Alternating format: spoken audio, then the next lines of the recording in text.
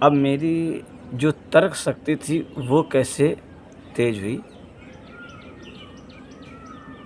उसके विषय में बात करूँगा।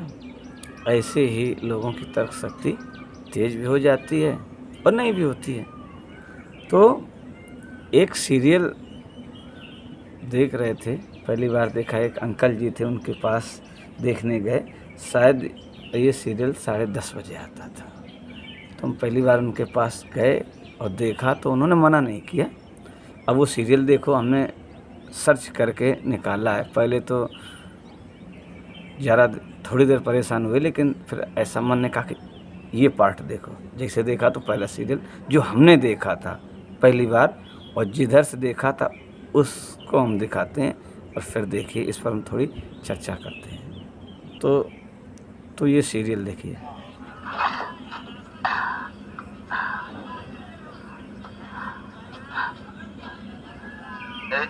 कहाँ रखो बाबू जी? जरा हाथ लगाइए।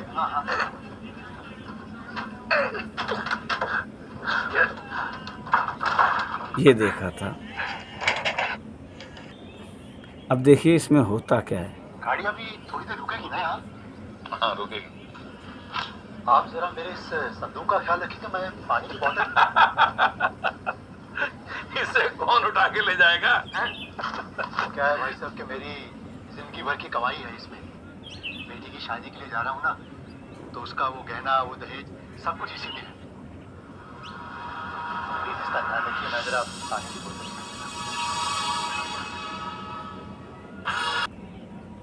और आगे इसी सीरियल में होता है क्या, कोई व्यक्ति उतर जाता है जिसका बॉक्स था, संदूक था, और ट्रेन चली जाती है। इस जगह पे किसने टंक रखा है?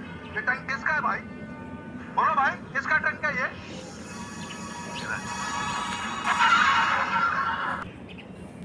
तो वो बॉक्स अपने घर ले आता है, संदूक को ले आया। ये है क्या?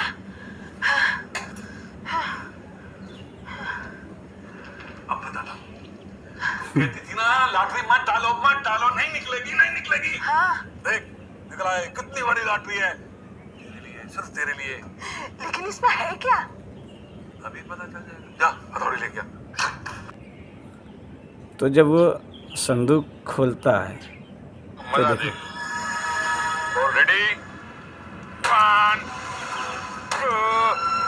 हाँ खुल गया, देखा?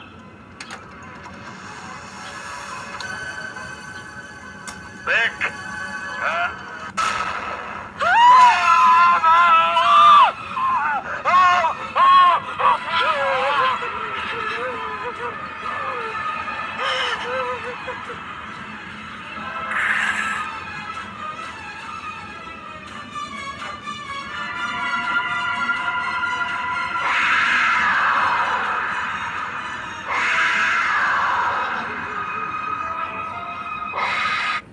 तो ऐसे हुआ। तो अब उसको ठिकाने लगाएगा जाके। अब देखो ये देखने के बाद उनकी हालत करता है। ट्रेन में एक मुसाफिर आया था, उसने बातों बातों में बताया इसमें बहुत माल है। मुसाफिर चला गया इसे छोड़कर, तो मैं लालच में उठा गया। मुझे क्या मालूम था इसमें लाश होगी। आपने दूसरे के ट्रंक चुरा कर ले आए? अरे चुरा कर नहीं, मैं लालच में कह रहा आकर मैं इसे ले आया। अब उसे ये वापस रखने जाता है इधर ही रेलवे स्टेशन।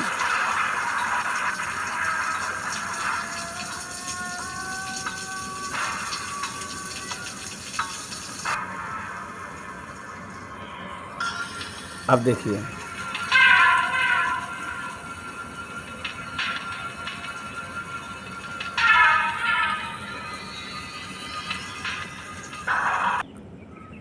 अब देखो रखता जाके, लेकिन फंस जाता है वो।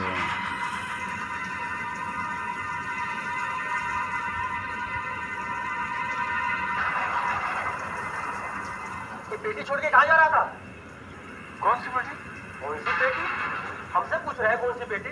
अरे मैंने अपनी आंखों से देखा है, पेटी तू लेके आया और छोड़ के जा रहा है इसे। भूल गया भाई साहब। भूल गया।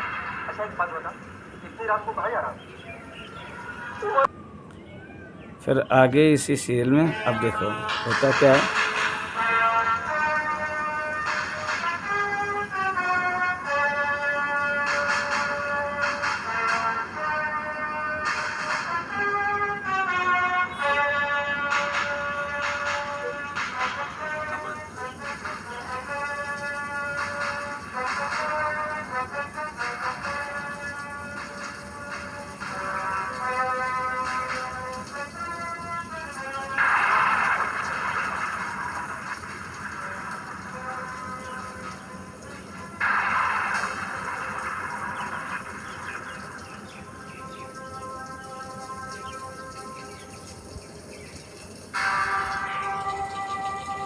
अब और आगे ऐसे ही इनकी जब बातें सुनी तो बहुत अच्छी लगी हमें। और आगे देखिए, मैं गौर से तो देखता ही था हर चीज़ को।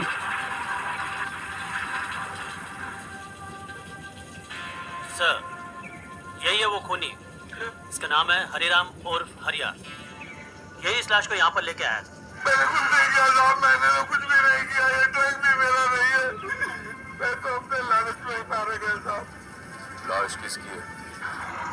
लाश किसकी है? तो ऐसे ये रो रहा है कि मेरी नहीं है। अब इनकी बातें हम जब सुनते, अब देखो पूछताछ हो रही है।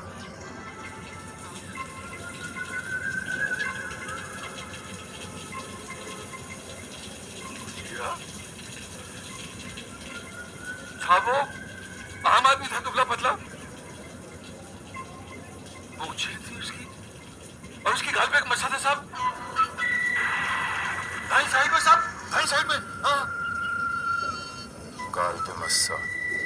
साहब मैं सच बोलता हूँ, मैंने खून नहीं किया।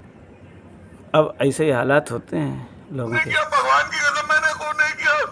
मुझे छोड़ दो साहब, मुझे छोड़ दो। तो चुप, बाद में पता चल जाएगा। सावन, लाश के पास ऐसा कोई आइडेंटिफिकेशन मार्क मिला जिससे?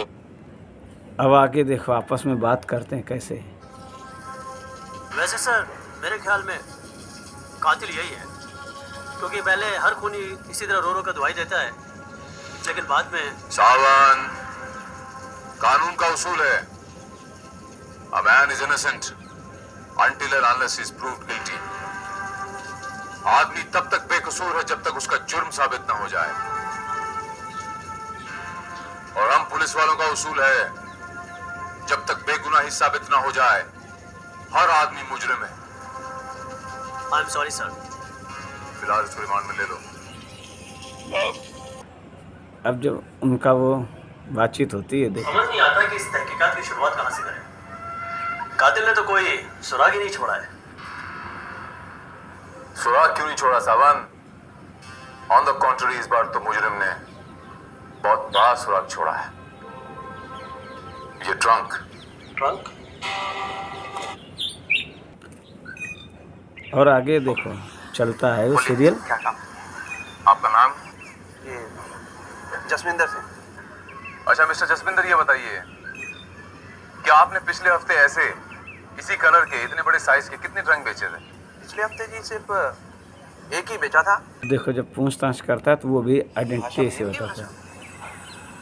अच्छा, उसका हुलिया याद है आपको? उसका डील डॉल, मेरा मतलब है पतला था, लंबा था, मोटा था। हाँ जी याद है। वो देखने में बहुत पतला दुबला सा था और हाइट काफी थी उसकी। छोटी छोटी आंखें थी, मूछें थी उसकी। और हाँ साहब, एक खास बात थी, इसको ना यहाँ पे मस्सा था एक, इधर गाल पे। तब ये इंस्पेक्टर भारत उस वक्त के घर जाते हैं। Present address Burhanpur.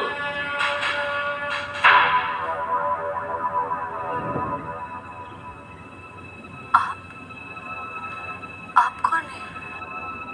नमस्कार माँ जी, मेरा नाम इंस्पेक्टर भारत है। देखो ऐसे ये भी दिमाग में जाता है कि किससे कैसे पेश आना है। इस सीरियल से भी मैं सीखता रहा। अब वो तहकीकात करते हैं, तो अब देखो अपना रूप भी लेकिन वो बदलते पैसे हैं। लेकर आया नहीं और वो जगह हाथ से निकल गई। आया नहीं तो फिर शायद आपको पता नहीं, जब आपकी 10 तारीख को चिट्ठी मिली हमरे भैया को, तो 14 तारीख तक उन्होंने पैसों का बंदोबस्त करके आप ही की तरफ आए थे। वो आपके कहने का मतलब है कि वो पैसे लेकर गांव से निकल चुके हैं? हाँ, और फिर यहाँ क्यों नहीं पहुंचे? अब आगे सीरियल में लग चुका। इससे पहले कि पुलिस यहाँ पहुंचाए, हम लोगों को यहाँ से भाग जाना चाहिए। भागने की कोशिश बेकार है, तुम्हारा अंजाम तुम्हारे दरवाजे तक आ गया है। कौन है तुम? चिल्लाना मत। इंस्पेक्टर भारत कहते हैं मुझे। इंस्पेक्टर, ये कोई तरीका है किसके घर पे घुसने का? ये शुक्र मन। अब ऐसे वो क्लियर करते हैं, देखो सर, सबको उसने खड़ा कर दिया। और किसी गवाह की जरूरत? और देखिए इसमें चौधरी, कानून की धार तलवार की धार से ज्यादा तेज होती है। सावन।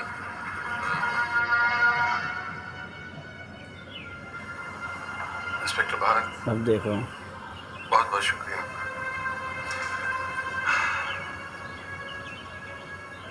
एक बात बताऊं आपको हरिराम, मेहनत की 2 रोटी हमेशा ज्यादा अच्छी होती है बजाय पेटी में बंद किसी का जुर्म मोड़ लेने के। कभी भी किसी अनजान चीज को अपना मुकद्दर न समझ लेना हरिराम, ये नसीहत है तुम्हारे लिए और आपके लिए।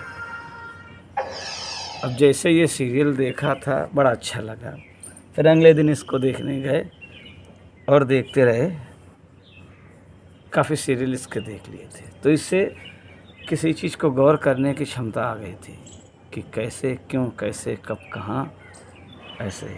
अब बस मायने ये रखता है कि हम कौन सी बात को किस दिशा के लिए चुनते हैं, हम सोचते कैसे हैं, हमारी बुद्धि कैसे काम करती है। बस इस सीरियल को यही दिखाना था आपको कि ऐसे से जो हम देखते हैं हमारे याददाश्त पे फ़र्क पड़ता है।